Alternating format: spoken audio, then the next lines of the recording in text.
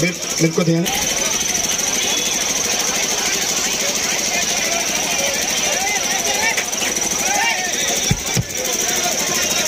Hello ఈ జెండా దిగమన్నారు బాబు. వెళ్ళండి, మీరు కొంచెం జరగండి.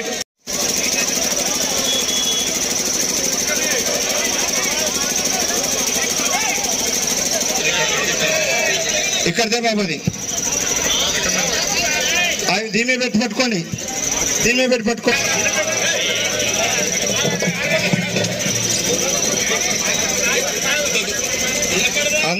అందరికీ నమస్కారం. మహిళల మీద అమానుష దమనకాండ, సొంత అల్లుడి ఫార్మా కంపెనీ కోసం, సొంత అల్లుడి ముఖ్యమంత్రి అల్లుడి ఫార్మా కంపెనీ కోసం గిరిజన బిడ్డల గుండెల మీద పోలీసుల కాళ్ళు పెట్టి తొక్కించి ఈరోజు ఏదైతే ప్రజా పాలనని చెప్పుకొని అధికారంలోకి వచ్చినటువంటి రేవంత్ రెడ్డి, ఏదైతే గిరిజన ఓట్లతో అధికారంలోకి వచ్చినటువంటి రేవంత్ రెడ్డి అదే గిరిజనుల గుండెల మీద కాళ్ళు పెట్టి తొక్కి తన స్వార్థం కోసం ఫార్మా కంపెనీ కోసం ఈ రోజు గిరిజన రైతులను వేధించడం జరుగుతుంది. దానికి నిరసనగా, ఆ రైతులకు బాసనగా ఈ రోజు ఖమ్మం జిల్లా బీఆర్ఎస్ పార్టీ ఆధ్వర్యంలో మేము కూడా రైతులకు సంఘీభావంగా ఉంటామని ఈ యొక్క ర్యాలీ నిర్వహించడం జరిగింది. ఈ ర్యాలీలో పాల్గొంటున్నటువంటి మాజీ మంత్రి, పాల్గొన్నటువంటి పెద్ద ఎత్తున పాల్గొన్నటువంటి మహిళా సోదరీమణులు, ప్రత్యేకించి గిరిజన సోదరీమణులకి బీఆర్ఎస్ పార్టీ జిల్లా కమిటీ తరఫున అభినందనలు తెలియజేస్తున్నాను.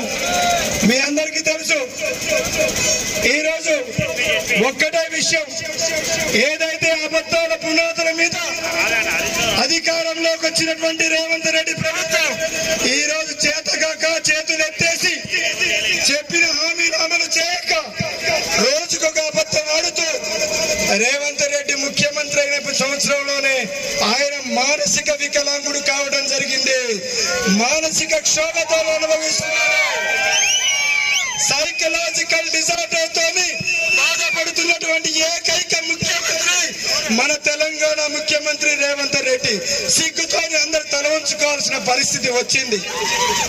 అందుకోసం రేవంత్ రెడ్డి ఒక్కడే మన్నించి ముగిస్తా, ఆయన ఎక్కడికి వెళ్ళినా బూతుల ముఖ్యమంత్రి అయిపోయాడు.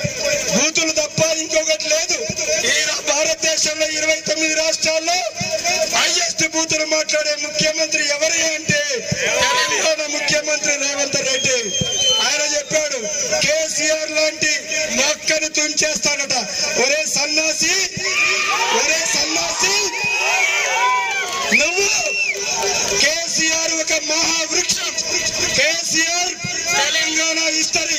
తెలంగాణ ఉన్నంత కాలం కేసీఆర్ పేరుంటది. కేసీఆర్ పేరున్నంత కాలం తెలంగాణ పేరు ఉంటది. మీలాంటి సన్నాసులు చెప్తే కేసీఆర్ గారికి పోయేది లేదు, ఊడేది లేదు. నన్ను నీ యొక్క పదవి పోకుండా కాపాడుకో. నీకు దమ్ముంటే నువ్వు ఈరోజు చేసిన హామీలు నిలబెట్టుకో. ఖమ్మం జిల్లాలో ఉన్నటువంటి ప్రతి రైతు ఈరోజు అడుగుతున్నాడు, కాంగ్రెస్ పార్టీ రైతులు అడుగుతున్నాడు, నా రైతు బంధు ఎక్కడా అని అడుగుతున్నాడు, నా రుణమాఫీ ఎక్కడా అని అడుగుతున్నాడు. ఈ గిరిజన బిడ్డలు అడుగుతున్నారు, మా పెన్షన్లు అయ్యి 4000 పెన్షన్లు అడుగుతున్నారు. నీకు చేతగాక పిచ్చి ప్రాణాపనలు పెట్టి పిచ్చివాడిలాగా మాట్లాడుతున్నావు. దయచేసి నీ మానసిక పరిస్థితిని డాక్టర్ దగ్గరికి వెళ్ళి చూపించుకో. నీ పక్కన ఉన్నటువంటి ఏ మంత్రులు కూడా నీకు సపోర్ట్ చేయటం లేదు. కాబట్టి ఈ సందర్భంగా ఒక్కడే చెప్తున్నాం, గిరిజన బిడ్డల మీద నీ అల్లుడి కోసం నువ్వు దండయాత్ర చేస్తే గులాబీ దండి ఊరుకోదు. నీకు ఖచ్చితంగా నీకు ముక్కు తాడేసి నిన్ను కిందికి గుంచే బాధ్యత బీఆర్ఎస్ పార్టీ తీసుకుంటుందని తెలియజేస్తూ, ప్రజాస్వామ్యాన్ని కాలరాస్తూ ఈరోజు ఏదైతే లగిచర్లలో అమాయక గిరిజనుల మీద భూసేకరణ వద్దు, మాకు న్యాయంగా మాతో చర్చించాలని చెప్పి ఆందోళన చేస్తూ ఉంటే వాళ్ళ మీద ఉక్కుపాదం మోపి ఈ రోజు గతంలో ఏ విధానాలను అయితే వ్యతిరేకించారో ప్రతిపక్షంలో ఉన్నప్పుడు వాటికి భిన్నమైన పరిపాలన చేస్తూ ఈరోజు కేవలం ప్రతిపక్ష పార్టీలు ముఖ్యంగా కేసీఆర్ గారిని బీఆర్ఎస్ పార్టీని టార్గెట్ చేసుకుని విమర్శలు గుర్తించడం తప్ప ఏ కార్యక్రమం కూడా చేయట్లేదు. ఇవాళ గిరిజనులకు సంబంధించి కానీ, దళితులకు సంబంధించి కానీ, రైతాంగానికి సంబంధించి కానీ ఏ ఒక్క హామీని కూడా నెరవేర్చకుండా ఈరోజు ఏ గ్రామం వెళ్ళినా, ఏ రైతు కుటుంబాన్ని తట్టినా ఈ ప్రభుత్వానికి పొరపాటున మేము అధికారంలో తీసుకొచ్చామని చెప్పి పెద్ద ఎత్తున ప్రజలు బాధపడుతున్న సందర్భం గమనించి ఈరోజు డైవర్షన్ పాలిటిక్స్ చేస్తూ కేసీఆర్ గారిని టార్గెట్ చేసి, ఆ కుటుంబాన్ని టార్గెట్ చేసి, నువ్వు వరంగల్లో సంవత్సరంలో ఏం సాధించావో చెప్పకుండా 40 సార్లు పైగా కేసీఆర్ గారిని తిట్టినామంటే కేసీఆర్ గారి ఫోబియా ఏ రకంగా నీకు పట్టుకుందో దీన్ని బట్టి అర్థమవుతున్నది. అందుకని ఇప్పటికైనా ఈ ప్రజాపాలన ప్రజలకు అనుకూలంగా చేయాలి తప్ప నిర్బంధం ప్రయోగించి ఈరోజు అమాయక గిరిజనులని ఏదైతే మహబూబ్నగర్ జిల్లాని సొంత నియోజకవర్గంలో మరి చేస్తా ఉన్నావో ఆదర్శంగా ఉండాల్సింది పోయి ఇప్పటికే ఫార్మాసిటీ కోసం భూసేకరణ చేస్తే దాని రియల్ ఎస్టేట్ వ్యాపారులకు అమ్మి మరి తిరిగి ఈ సొంత అల్లుడి కోసం చేస్తున్న ప్రయత్నాన్ని మేము తీవ్రంగా ఖండిస్తూ ఇప్పటికైనా లగిచర్ల గ్రామంలో అమాయక లంబాడి గిరిజనుల మీద చేస్తున్న దమనకాండని వెంటనే ఆపాలని చెప్పి ఈ యొక్క ఖమ్మం నిరసన సభ ద్వారా ఈ ప్రభుత్వాన్ని హెచ్చరిస్తూ సెలవు తీసుకుంటున్నారు. ముఖ్యమంత్రి గారు నిన్న మీకు ఈ రోజు కేటీఆర్ గారి ధర్నా మహాధర్నా మహబాద్ లో జరగాల్సింది ఉండే నిన్న మీరు పర్మిషన్ ఇవ్వకుండా ఆపి చాలా మంచి పని చేశారు.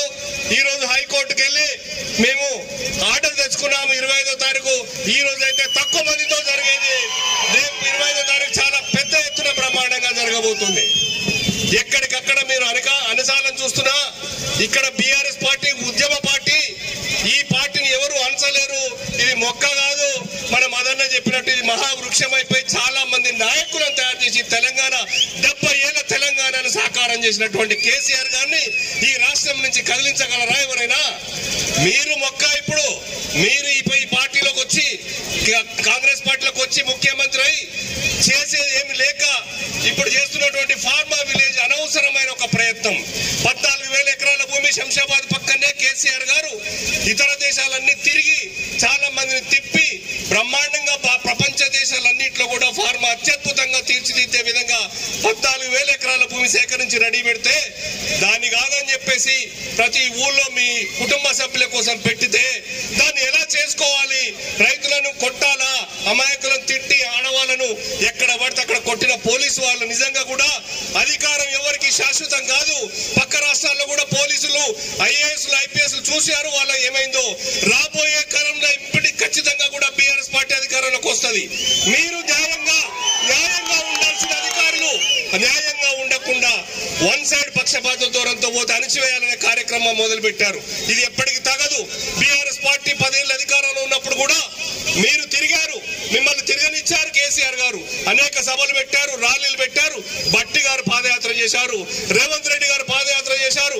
అనేక పాదయాత్రలు, ధర్నాలకు, మీటింగ్లకు అవకాశం కల్పించింది బీఆర్ఎస్ పార్టీ. కానీ మీరు ఒక పని కూడా చేసుకోనియట్లేదు. చేసుకోనియకపోయినా పర్వాలేదు, మీరు అధికారంలోకి వచ్చి 420 అనేక హామీలతో, దొంగ హామీలతో అధికారంలోకి వచ్చి ఏ ఒక్క పనైనా చేశారా? మహిళలకు పింఛన్లు పెంచారా? కళ్యాణ లక్ష్మి ఇస్తున్నారా? వాళ్ళకు తులం బంగారం ఇచ్చారా? రైతు బంధు లేదు, ఏది లేదు. రుణమాఫీ కూడా సగంలో ఆగిపోయింది.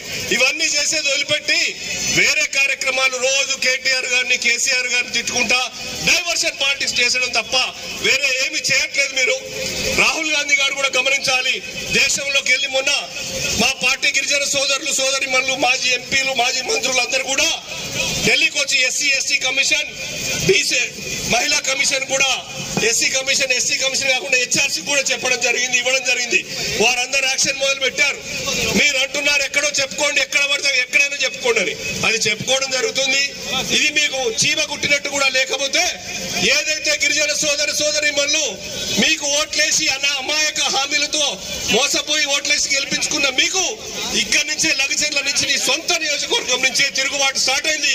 గిరిజన మహిళ బీసీ ఓబీసీ ముస్లిం మైనార్టీ సోదరులు దళితులు కూడా అందరూ కట్టగట్టుకుని రాష్ట్రంలో తిరుగుబాటు చేస్తే మీరు ఎక్కడుంటారు?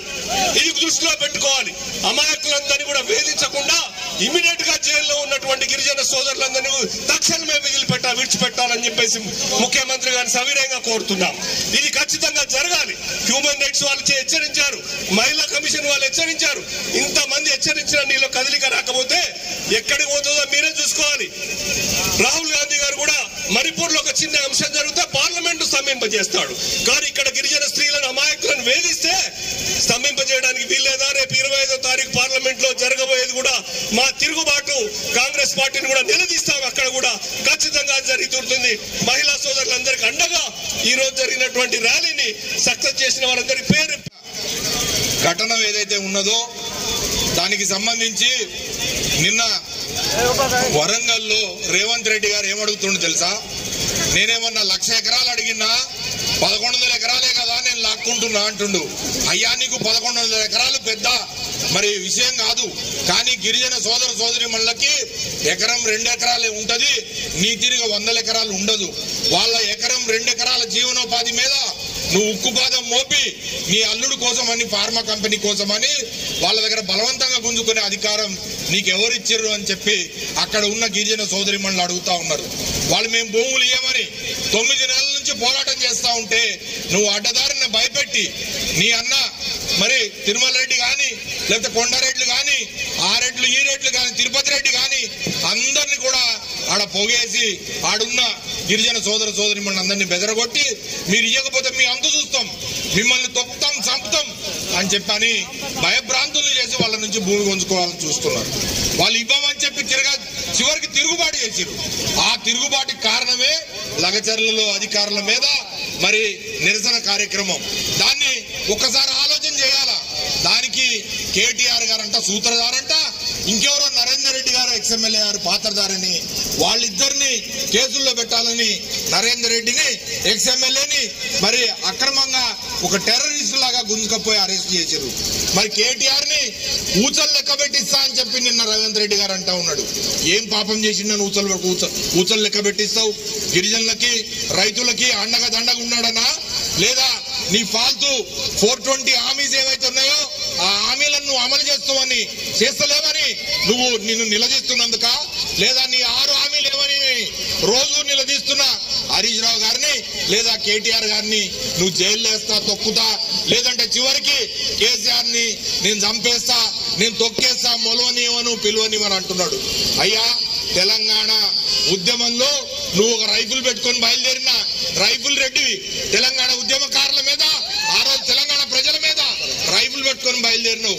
కానీ అదే కేసీఆర్ ఉక్కు పిడికిలై గులాబీ జెండా పట్టుకొని ఈ తెలంగాణను సాధించిన మహాయోధుడు కేసీఆర్. ఆయన నువ్వేం చేయలేస్తావు? నువ్వు కాదు కదా, నీలాంటి జేజమ్మలు దిగి వచ్చినా కూడా ఏం చేయలేకపోయారు. గతంలో చంద్రబాబు నాయుడు లేదా రాజశేఖర్ రెడ్లు లేదా చాలా మంది ముఖ్యమంత్రి కిరణ్ కుమార్ రెడ్లు అనేక మంది కేసీఆర్ ను తొక్కుతాం పీక్తాం అన్నారు. కానీ ఏం కాలే. ఆయన జాతి పిత తెలంగాణ రాష్ట్రాన్ని సాధించిండు, తెలంగాణను ఒడ్డుకు చేర్చిండు, 24 గంటలు కరెంట్ ఇచ్చిండు, రైతు బంధు ఇచ్చిండు, రైతు బీమా ఇచ్చిండు, కళ్యాణ్ లక్ష్మి ఇచ్చిండు, షాదీ ముబారక్ ఇచ్చిండు. మరి ఇన్ని కార్యక్రమాలు చేసి పెన్షన్లను 200 నుంచి 2000 పెంచిండు. కానీ నువ్వేం చేసినావు? 4000 పెన్షన్ ఇస్తానని దాన్ని ఊసేలేదు. వాళ్ళకి సంవత్సరం అయిపోతుంది, ఇంకొక మరి 15 రోజులు అయితే నువ్వు ఎక్కి సంవత్సరం అయిపోయింది. నీకోసం ఏమన్నా 100 సంవత్సరాలకు ప్రజలు అధికారం ఇచ్చిరా? 5 సంవత్సరం గడిచేపాయ. నీ తులం బంగారం లేదు, మా ఆడబిడ్డలకు స్కూటీలు లేవు, తులం బంగారం లేదు. ఇస్తానన్న 2500 లేవు వాళ్ళకి. రైతు బంధు 7500 చొప్పున సీజన్ కి 15,000 రూపాయలు ఇస్తానన్న ఎకరానికి, దాని దిక్కులేదు, దివాడం లేదు. రుణమాఫీ కనీసం 30% కూడా ఇవ్వలే, పావుల వంతు కూడా. కానీ గ్రామాలు అనేకం ఉన్నాయి. వాళ్ళందరూ నిలదీస్తుంటే వాటిని పక్కబెట్టి వాటిని పక్కదారి పట్టించడం కోసం అని చెప్పి ఇవాళ కేసీఆర్ ను తొక్తా మొక్కే కదా పీకేస్తా అంటే అదేదో సినిమాలో ఉన్నది డైలాగు, మొక్కే కదా పీకితే అది కేసీఆర్. నువ్వేం పీకలేవు, ఆయన ఎంట్రుక కూడా పీకలేవు. ఆయన ఎంట్రుక ఊడిపోయే ఎంట్రుక కూడా నువ్వు ఇంత కూడా ఊగితలేవు. కేసీఆర్ అట్లాంటి అసమంటోడు. అయినా సరే నీకు పరిపాలనకి అవకాశం ప్రజలు ఇచ్చిరు. సంవత్సరం ఓపిక పట్టినాం. ఇక ఓపిక పట్టే ప్రసక్తి లేదు. ప్రజలకు నువ్వు ఇచ్చే హామీలు ఏవైతున్నాయో వాటిని నెరవేర్చే వరకు తప్పకుండా నీ 6 హామీలు వెనకాల పడతాం, వెంట పడతాం, వేటాడతాం. ప్రతిపక్షంగా మేము డెఫినెట్ గా కొట్లాడతాం. ఒకవేళ కేసులు అయితే మమ్మల్ని కూడా ఊచలు లెక్క పెట్టించి జైల్లో వేయించాలని కుతూహలంగా ఉండొచ్చు. అక్కడ వాళ్ళకి ఇక్కడ కొంతమంది మంత్రులకి మాట్లాడుతున్నారు బాంబులు పేలుతాయని చెప్పి. ఏం బాంబులు పేలి? లగచర్ల బాంబు పేలింది. ఏదో బాంబు పేలుతుందంటే ఎక్కడో పేలింది, అక్కడెక్కడో. మన దగ్గర బాంబు పేలుతుంది మన దగ్గర అనుకుంటే వాళ్ళ కాంగ్రెస్ పార్టీలోని బాంబు పేలి ముఖ్యమంత్రి సొంత నియోజకవర్గం లగచర్లలో ఇంటెలిజెన్స్ ఫెయిల్యూర్, అధికారులు ఫెయిల్యూర్, పోలీస్ ఫెయిల్యూర్. అంత పెద్ద ఎత్తున ప్రజల్లో వ్యతిరేకత ఉన్నా కూడా గుర్తించుకోలేని పరిస్థితుల్లో ఇవాళ ముఖం ఎక్కడ పెట్టుకోవాలి? ఇవాళ నేను ఒక్క విషయం అడుగుతా ఉన్నా. దేశం కాదు ప్రపంచమే కూడా కోడై కూస్తా ఉంది. ఇవాళ సాక్షాత్తు అమెరికా ప్రభుత్వమే న్యూయార్క్ లో అదాని మీద కేసు పెట్టింది. 2,000 కోట్ల రూపాయల స్కామ్, లంచాలు ఇచ్చిండని. అదే అదానిని వాళ్ళ నువ్వు ముద్దు పెట్టుకుంటావు. అదే అదానిని ఢిల్లీలో రాహుల్ గాంధీ తిడతాడు. కానీ ఇక్కడికి వచ్చినప్పటికి మాత్రం నీకు సుట్టమైతుండు. 100 కోట్ల రూపాయలు నీకు అదాని ఇచ్చిన పైసలు ఈ 2,000 కోట్ల స్కామ్ లో ఒక భాగమా? ఆలోచన చేయాలి ఒక్కసారి. ఎక్కడ అదాని ఎక్కడికి పోయిండు? ఆ అదానికి ఇక్కడ సిమెంట్ కంపెనీలు ఎందుకు కట్టబెట్టాలి? నీ అల్లుడికి ఫార్మా కంపెనీలు కట్టబెట్టాలి? ప్రజలు నీకు అధికారం ఇచ్చింది దీనికోసమా? ప్రజలకు మేలు చేయాలి, ప్రజలకు ఇచ్చిన హామీల్ని నెరవేర్చాలి. లేకపోతే మాత్రం ఎట్టి పరిస్థితుల్లో ప్రజాగ్రహానికి మీరు గురికాక తప్పదని సందర్భంగా తెలియజేస్తా ఉన్నా. గిరిజన సోదరీమణులు ఎవరినైతే బలవంతంగా లాక్కపోయి అరెస్టు చేసి ఆడవాళ్ల మీద దాష్టీకం ప్రదర్శించారో ఆ అగ్నికి, ఆ కోపాగ్నికి ఆహుతి కాక తప్పదు ఈ కాంగ్రెస్ ప్రభుత్వం అని చెప్పి తెలియజేస్తూ మరొకసారి ఈ ధర్నా ద్వారా, ఈ ర్యాలీ ద్వారా మనం లగచర్లతో పాటుగా రాష్ట్రంలో జరుగుతున్న అరాచకాలన్నిటికీ నిరసనగా ఈ కార్యక్రమం నిర్వహించిన పార్టీ శ్రేణులందరికీ